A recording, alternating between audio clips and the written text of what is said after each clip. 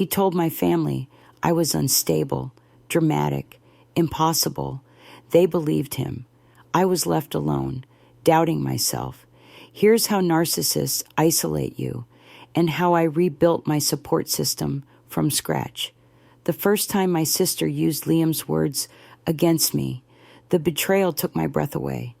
It felt like a sharp, sickening punch to the gut, the air leaving my lungs in a sudden, painful rush of shock and disbelief, a physiological symptom of being blindsided and attacked by someone I trusted with my life and secrets.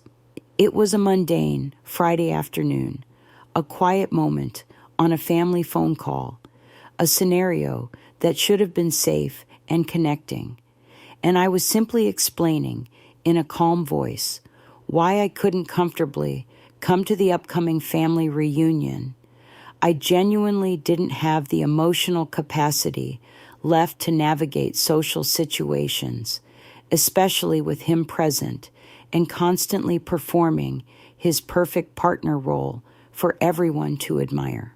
I was utterly exhausted, physically and emotionally spent, operating on a level of sustained, chronic stress that had become completely unsustainable, feeling constantly on guard, waiting for the next calculated attack or verbal trap to spring. Liam had spent the last 2 weeks performing the slow-motion, methodical destruction of my personal boundaries, a process that felt less like being in a relationship and more like psychological warfare designed to diminish, control, and ultimately erase me. He was demanding a new, almost military level of control over my daily schedule, aggressively dictating which friends I was allowed to see or talk to, often forbidding contact with people who questioned his narrative or my unhappiness, and scrutinizing every minute detail of my finances with punitive intensity, treating me like an incompetent subordinate who couldn't be trusted with basic life tasks like balancing a checkbook or managing her own retirement savings. The air in our home was permanently thick with an unnamed, constant tension, like waiting for the other shoe to drop or anxiously anticipating a sudden fresh crisis that was always just around the corner, ready to consume all my mental energy and attention, preventing me from focusing on my work, my health, or my own well-being. Honestly, Maya, my sister sighed, sounding utterly defeated and completely exasperated, as if I were a difficult, misbehaving child refusing to take vital medicine, which was precisely the condescending tone Liam used to discuss me with her, framing himself as my long-suffering caregiver. She spoke with a world-weary tone that clearly implied she was the one being tragically burdened and inconvenienced by my poor choices and emotional immaturity, having to clean up my self-created mess. You're being so dramatic about a simple family gathering that only lasts a few hours. You're making it entirely about you, again, creating drama where there is none. Liam just said he wants a more structured household, which is perfectly reasonable, given your acknowledged tendency toward chaos and your history of disorganization, which you've always struggled with, even since we were children. He's trying to help you manage your anxiety and your organizational issues, which you've always struggled with, even since we were children living at home, Maya.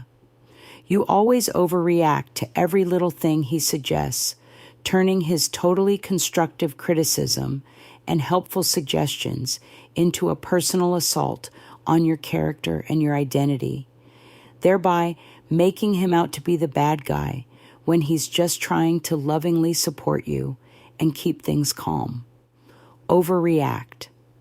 The word hung in the air, heavy and poisonous, not just a casual word, but a carefully placed psychological trigger designed to invalidate and minimize my legitimate feelings, my entire perspective, and my reality, making me doubt my own judgment.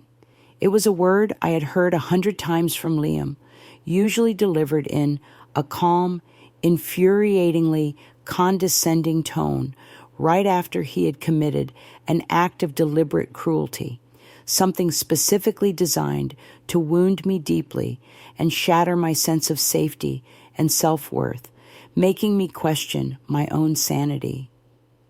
I remembered vividly his glib, satisfied smirk, that chilling, empty look of triumph that held no real warmth or emotion, when I finally reached my breaking point and yelled at him after he brought up a deeply personal childhood trauma in front of a complete stranger at a dinner party, a gross public breach of trust I still hadn't fully processed or recovered from, designed solely for shock value.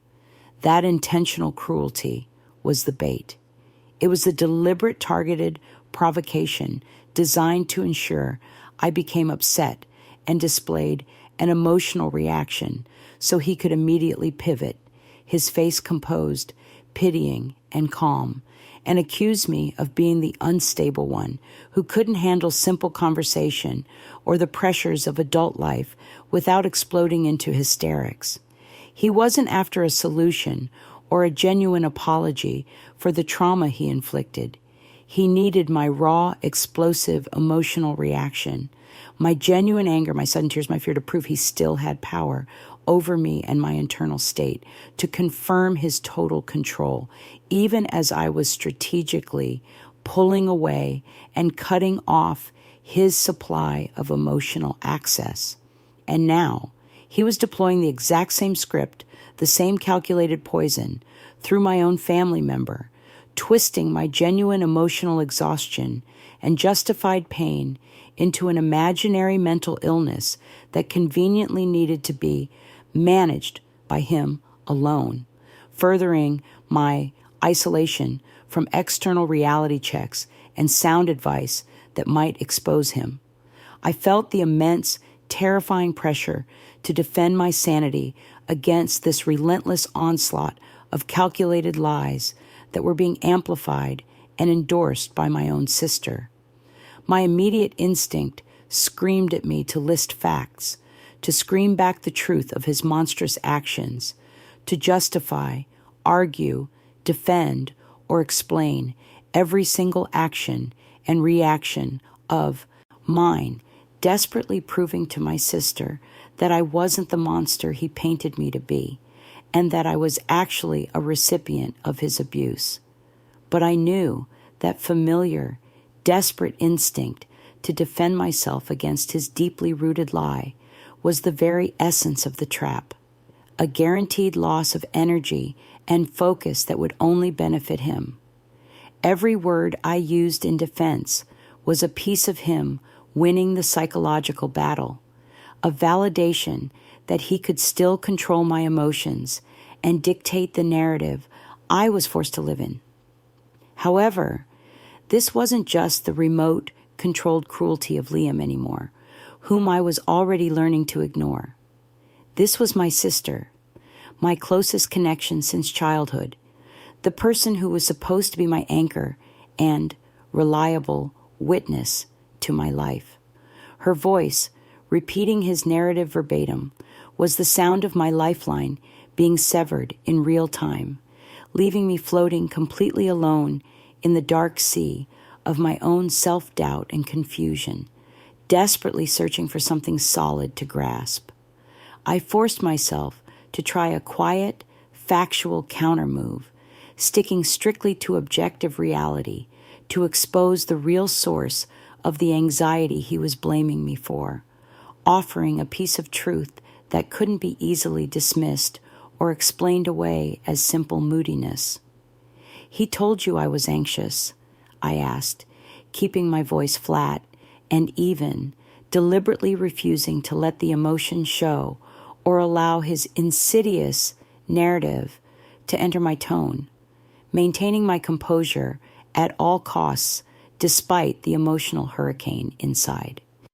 Did he also mention he started reading my private journal without permission, meticulously documenting my most intimate thoughts and feelings right after I explicitly told him I needed some space and privacy to feel safe in my own home. He took detailed notes on my insecurities and weaknesses to use as future leverage and ammunition in arguments. That's why I'm stressed. My sister's voice hardened further, instantly becoming hostile, judgmental, and fiercely defensive of Liam, completely dismissing the egregious violation of privacy as irrelevant noise in the face of my supposed instability, framing it instead as an act of loving concern and necessary surveillance. See, this is exactly what I mean. You immediately jump to the most extreme, unbelievable accusation and try to turn him into a criminal for trying to understand you, completely ignoring his selfless concern for you and his desire to understand your problems better so he can help you overcome them and be happy. Dad thinks you've been acting like you're plotting against Liam, secretly trying to gather evidence for some kind of dramatic scheme against him, or even a calculated legal proceeding to hurt him financially or professionally, maybe even ruin his reputation. It honestly sounds to us like you're only trying to make him out to be some kind of controlling villain so you can escape responsibility for your own erratic mood swings and complete lack of structure and self-control in your life, Maya, and we won't stand by and let you hurt him like this, plotting against him.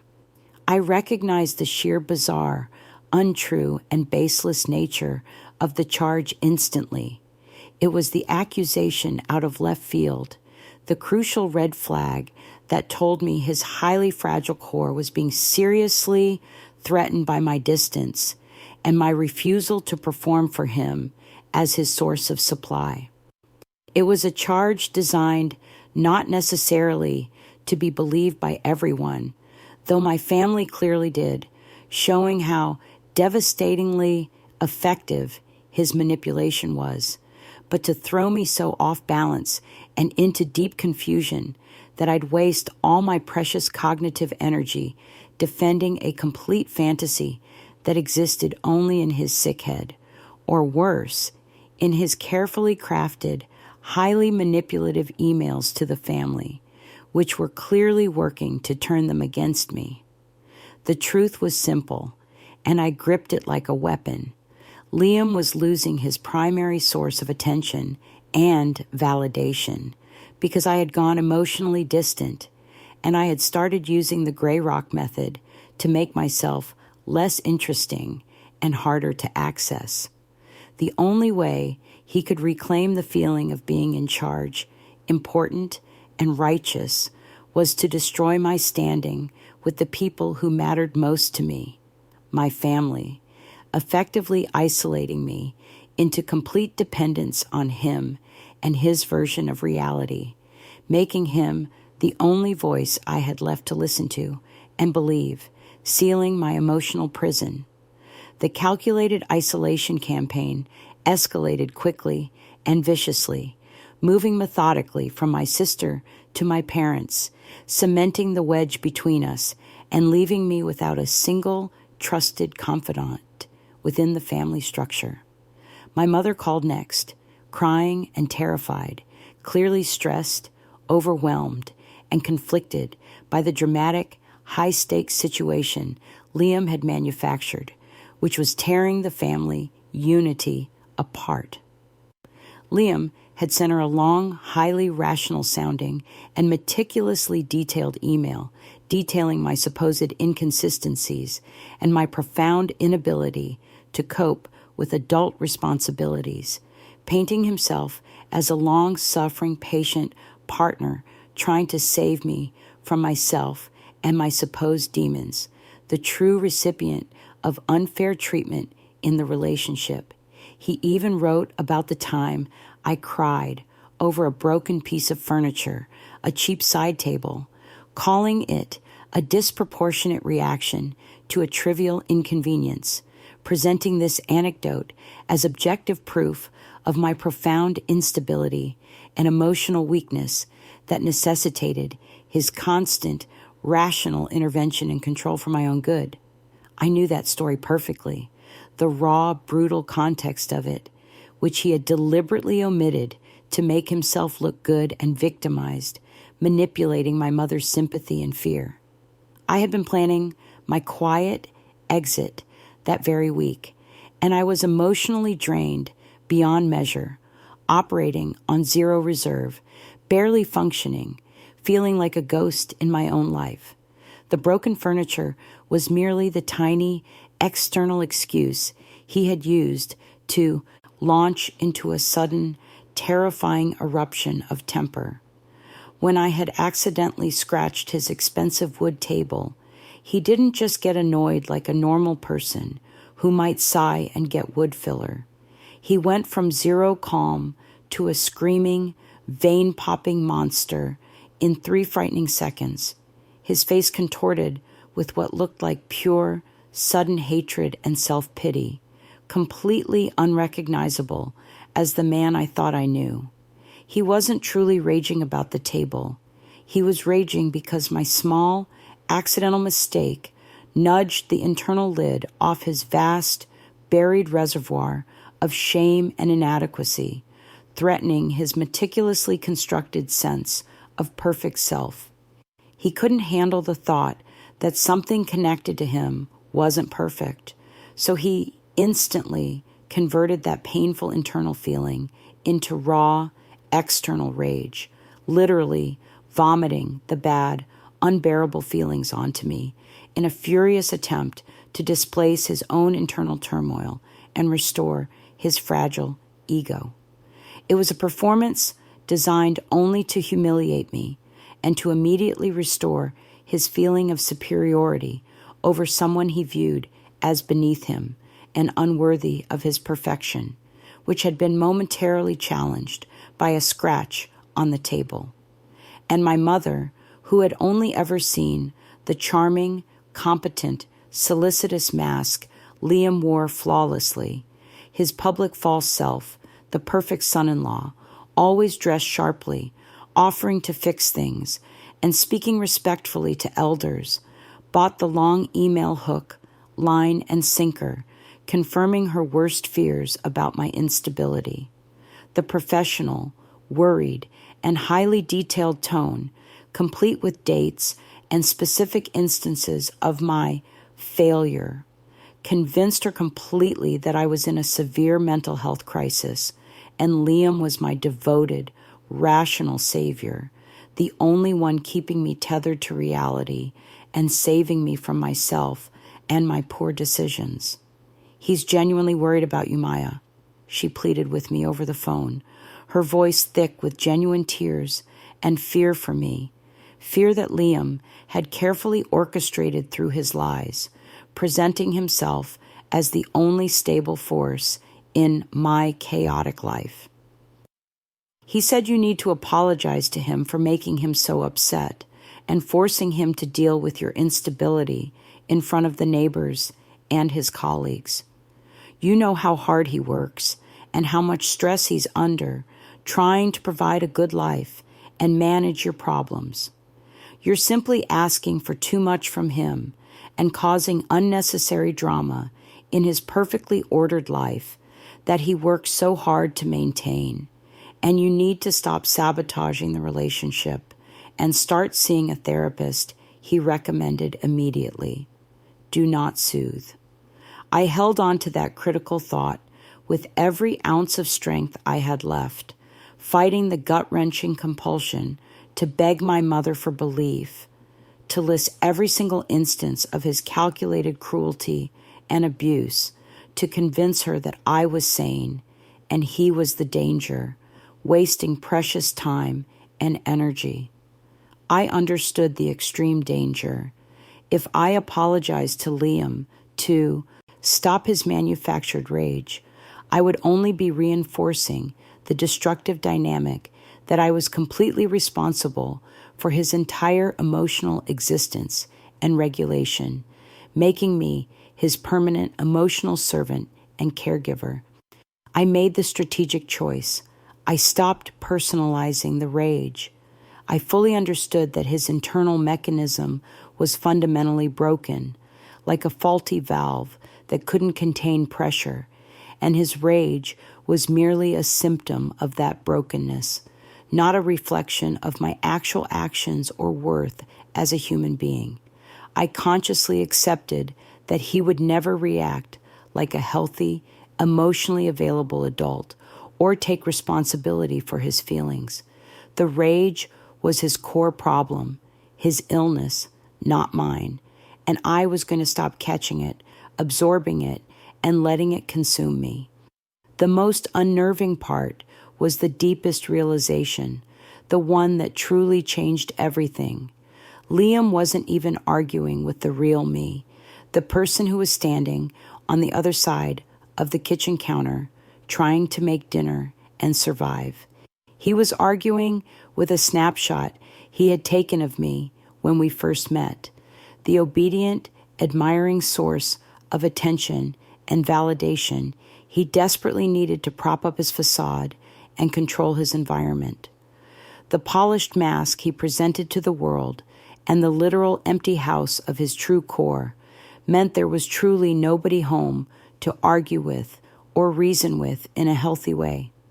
He was a void of genuine identity, empathy, and continuous selfhood. He was a collection of reflections and reactive defenses, a mere decoy constructed to shield the small, damaged core he kept hidden away from the painful realities of life and accountability. I realized with chilling, absolute clarity that I had to stop negotiating with this facade, this empty character he had created.